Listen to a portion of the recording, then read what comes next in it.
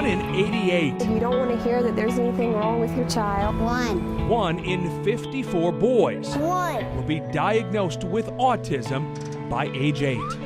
We now have an epidemic of autism in the United States. Tonight, the warning signs, the therapies, the hunt for clues. We think we have our finger on when autism is sort of happening. We'll take you to the labs of Chapel Hill. So it really was an aha moment. Head to the vineyards I really want this for everyone. of the California coast. Best paying job I've had so far. And we'll hear from a woman who took on a governor I wrote it at my kitchen table. determined to make a difference. It created a national firestorm. Autism, Answers and Understanding starts right now. Good evening and welcome. I'm Jamie Bull. 1 in 88. They're numbers. They're impersonal. Until you put a face to them, until it's your child, a family member's, maybe a friend's. The number of children diagnosed with autism has nearly doubled in 6 years. Dr. Jerry Dawson is the Chief Science Officer for Autism Speaks. Well, we do know that the broadening of the diagnosis and better awareness account for some of that increase. But even after you account for those factors, there's still a portion of the increase that's unexplained. Unexplained, unknown, unclear. Unfortunately, those are words we hear a lot when it comes to autism. Part of the problem comes from the name itself. Autism is really autisms, plural. It's a spectrum disorder.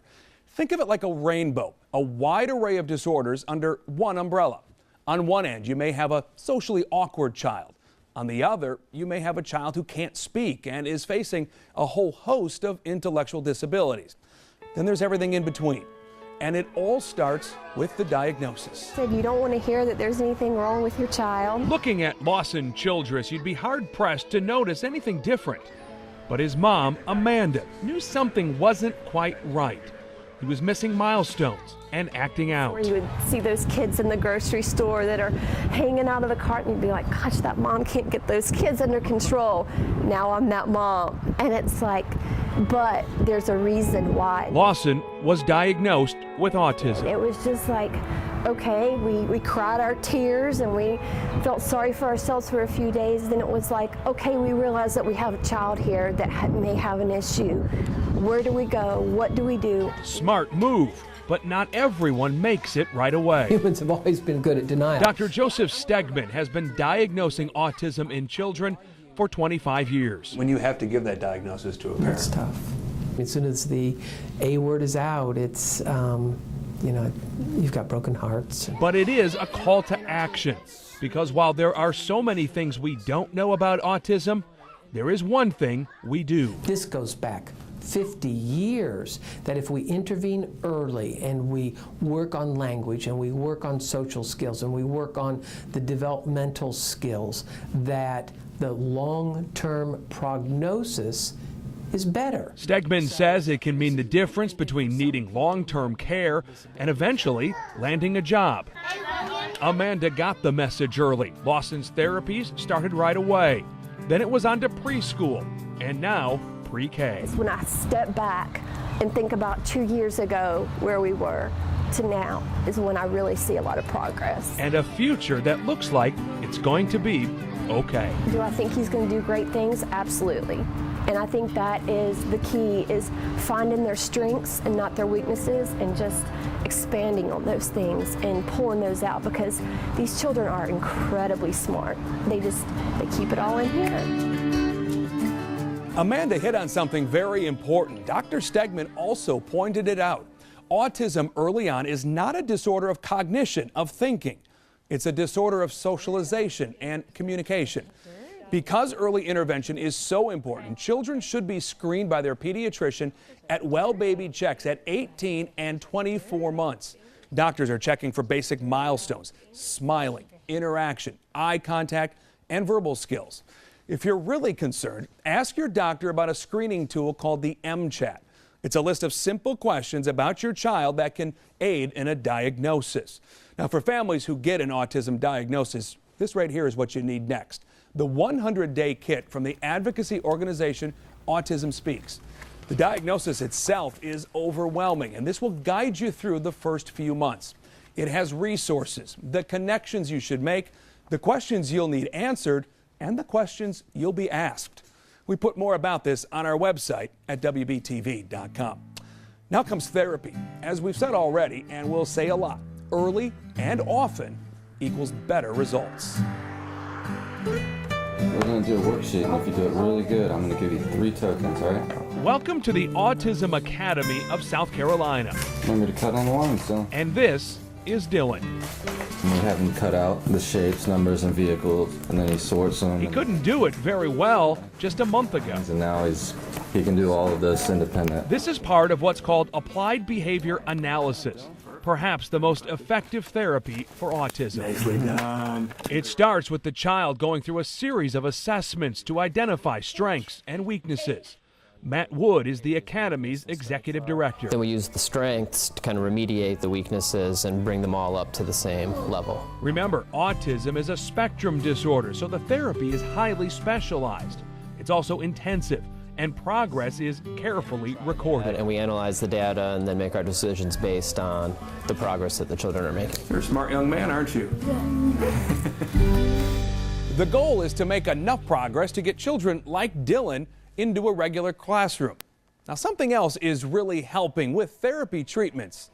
Yep, there's an app for that. It's nice to meet you. There has been a technology breakthrough at Autism Services of Mecklenburg County. My name is Dan. iPad apps are teaching life management skills. You're too good. They're even sparking conversation with those who can't speak. Hi, Jamie Bowe. He's just going to have a huge impact on the population that we serve. It already is, and younger kids are seeing the benefits as well.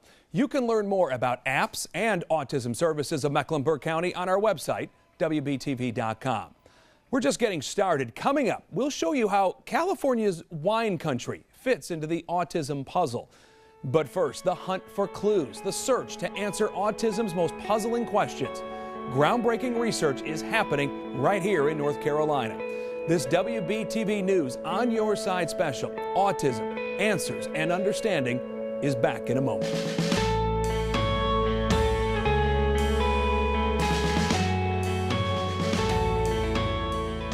Autism is very complicated, and it actually requires many different kinds of scientists to come together and to solve the problem together. Scientists around the globe are hard at work trying to answer the one question: what causes autism?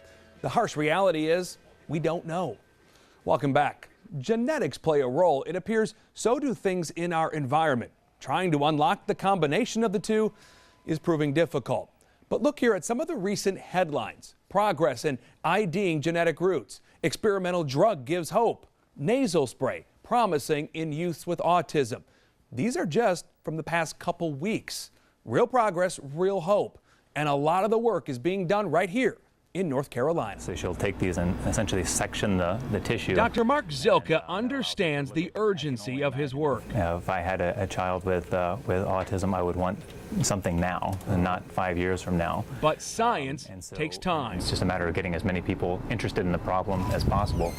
Right now, there's a lot of interest in the work being done in his lab at UNC Chapel Hill. They're working on the genes known to cause Angelman's syndrome. Many drugs treat symptoms of diseases. This is trying to treat the underlying cause of the disorder. Here's how. We inherit genes from both our mother and father. Consider your mom's copy as the main software for your brain. Dad's genes are the backup in case you need it. In the case of Angelman's, mom's copy of a gene called UBE3A is not working. And for some reason, Dad's backup copy won't kick in. It remains dormant. But now, by using mouse models, researchers found a drug used to treat lung cancer turns the silenced gene on. So it really was an aha moment. Come on! The drug, though, has big side effects. The next steps include trying to figure out which compounds are doing the trick, with the hope of eventually seeing if they'll work in humans. These findings have been accelerating at a dramatic pace, and I really do think a lot of it has to do with increased funding and increased awareness. We want to take you across campus now. Think how helpful it would be to know you have a cold before you get the stuffy nose and a cough. But what if we could find signs of autism before the first symptom? And then we can take those individuals. These spaghetti lines of color may hold the key to answering one of autism's most puzzling questions. When? We think that sometime the end of the first year, the beginning of the second year, kids are starting to look like they have autism. Dr. Joe Piven has spent the past several years trying to figure out if we can detect changes in the brain before we see changes in behavior. Just theoretically, if we get there before the brain changes actually occur, perhaps we can prevent those sorts of changes. This is a composite of hundreds of brain scans. Each strand shows one image of one child. There's this purple spot here, for instance. So this indicates that this part of this connection is not as strong. If we had looked at the brain at just 12 months of age, we wouldn't have found any differences. But when we look at 6 months, 12 months, and 24 months, that's when we find the differences. Also encouraging, the research shows young brains go through lots of changes, which leads to lots of possibilities. It's not certain who goes on to develop autism, but that kids kind of go in and out. And so that suggests that maybe there's more plasticity and more for us to work with. A lot of hope for the years ahead. But what about the here and now? We talk a lot about children with autism. What about adults? Another 500,000 with autism will reach 18 in the coming decade or so. Next, a Charlotte woman's determination to give those with autism a chance to strike out on their own. You're watching a WBTV News On Your Side special, Autism, Answers and Understanding.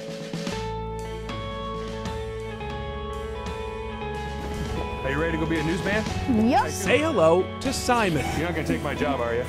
I'm not gonna take your job. Oh, you better. He's 13 years old and loves television news. You see, we can get live pictures from just about anywhere in the world if we need to. Even Japan? Even Japan. If We gave him a tour of WBTV. You can clip it to your... And then mic'd him up 1, 2. so he could do his very own telecast. Anyone can do this job. Oh, wait, don't tell him that. A few deep breaths, a little bit of practice, All right, Simon, here you go, buddy. Starts right now. and it was showtime. Good afternoon, it's time for sports. Talk about a natural, he was even ad-libbing around the scripts. Tickets to Justin Bieber's U.S. tour are already sold out. Sorry. It's pretty clear Simon has a very bright future. That's the news. I'm Simon. Thanks for watching. You are awesome, dude.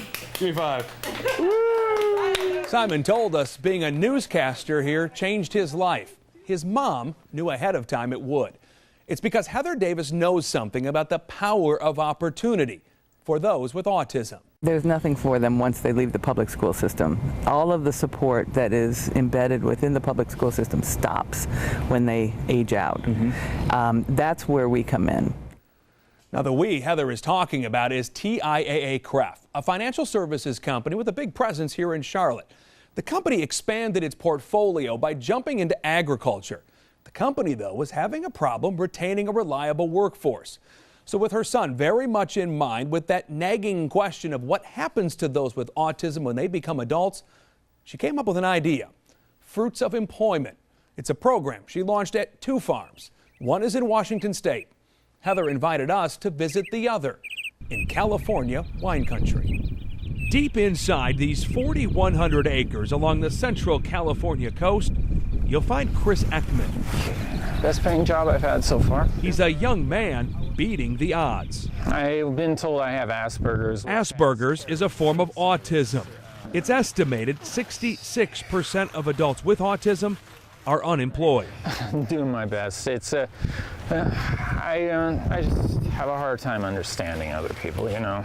Very diversified ranch. We've got wine grapes, grow strawberries, broccoli, lettuce. John Machado is the manager of the White Hills Ranch, just outside of Santa Maria. This Central Coast area is really, you know, Chardonnay, white grapes. He's are a fourth-generation farmer. He's never been opposed to trying new things.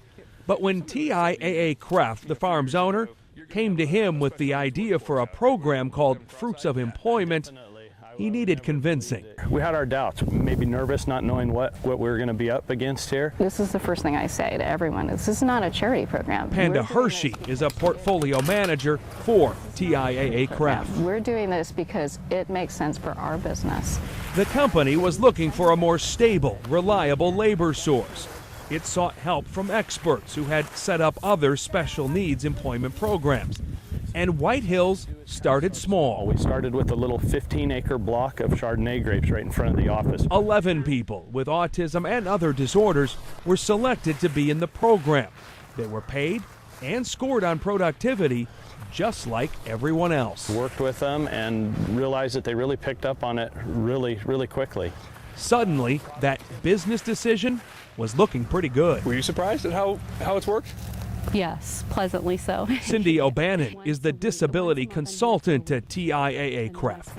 She's worked to match the right people to the program. I just see people growing and changing, and they really begin to realize what options are available to them as individuals because their confidence increases. They were no longer autistic or schizophrenic. They were employed. Everything has to be tucked in between the wires. Take Hugo Sierra. He's been on the job 10 months. They treat you really nice. They care about you. In these hills, his disorder is understood, not dwelled upon. Tell me about getting like the paychecks when you get that. What does that feel like? Oh, awesome, dude. I'm saving up to buy a car. So I'm working right now on my driver license. It's amazing to sit here and hear, what they had before, and now they're actually getting a paycheck every week. The program has been so successful, the talk now is, where can it be done next? I have learned that everyone has a talent and gift, if only we can stop and listen for it. And as the sun sets on another workday, Chris Ekman and the others are thankful someone did. It's nice, it's nice to have people I can work with. It's a pretty special place, and much of the credit goes to Heather Davis back here in Charlotte. Because of my son, I really want this for everyone. I want this for every autistic family, right? I want this for every family with a disabled person, right? And so I was driven to do it. I mean, there was no way I was going to stop. Now, a lot of other businesses and organizations are doing great work in this area as well. Go to our website, WBTV.com, for more information. When we come back, you'll meet another woman who wouldn't take no for an answer, not even from the governor of South Carolina. Her efforts are changing lives across the country. We'll be right back.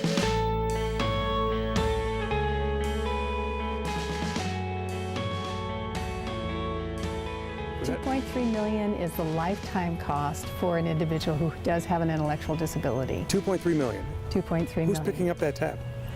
I'm afraid often it's parents. It's a big number, and the impact on parents varies state to state. Part of the reason? Insurance.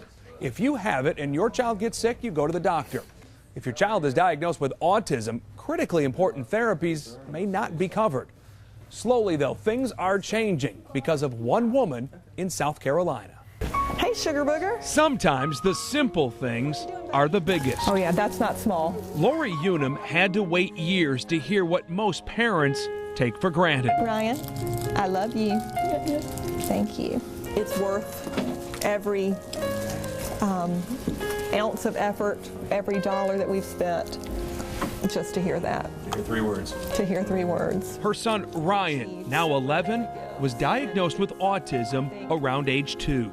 It definitely derails and disrupts. Lori was teaching law when Ryan was diagnosed. Her husband was practicing it. She wondered if she should quit her job. Frankly, I didn't have that option because if I quit my job to be home and be involved, we had no way to pay for the therapy. Ryan was on the severe end of the autism spectrum. It was going to cost $70,000 a year. Come on, Ryan, we're going to ride a bike. The good news, the evidence was clear. Therapy, called applied behavior analysis, when used early and often, works. But for too many, it was out of reach. And I could just empathize with how it must be, how it must feel as a parent to know that there's a treatment out there that could help your child, but not to be able to get it for your child just because you don't have the money. All right, Ryan, will you draw a face? Insurance companies were denying coverage. They said it was educational, experimental, and too costly. Lori got to work. She wrote Ryan's bill at her kitchen table. I just had a hard time believing that if I could sit down face to face with the legislator and explain the situation that that some of their constituents were facing, that anybody would say no. She would quickly realize it wouldn't be a slam dunk. And one particular legislator in the middle of the testimony said, "Now what is autism really anyway? Isn't it just kind of a hyped up ADHD? And isn't it something the mothers did while they were pregnant, like drinking or smoking?" It would take education and the grassroots lobbying of inspired parents. 18 months after Ryan's bill was introduced, the state legislature said yes, but someone else said no. The governor of South Carolina decided to veto the bill. Mark Sanford didn't like mandates, but by the next morning, dozens of parents were back at the state capitol in Columbia. They demanded a vote to challenge the veto. They got it. It was unanimously overridden by the House and the Senate that day. Ryan's bill was now Ryan's law. Insurance companies had to cover doctor-ordered therapies. The kind that has Ryan telling his mom, "I love you." The kind that has him riding a bike like any other 11-year-old. That makes me incredibly proud. It was a day that we were never sure we would see, frankly. Proving again, simple things often are the biggest. We're 5 years into it now. We see what an enormous impact it has had on the daily lives of children with autism in South Carolina. If you're wondering what this costs in insurance premiums, it's about 31 cents per member per month. Lori's relentless effort sparked a movement across the country. 32 states now have similar health insurance reforms. North Carolina is not one of them. 4 years ago, a bill was introduced in the name of Christopher D'Amelio. It still hasn't passed. North Carolina House Speaker Tom Tillis tells us the legislature will take another look next year. Advocacy, awareness, and research takes money. On the morning of October 27th, ZMAX Dragway in Concord will host the 10th annual Walk Now for Autism Speaks.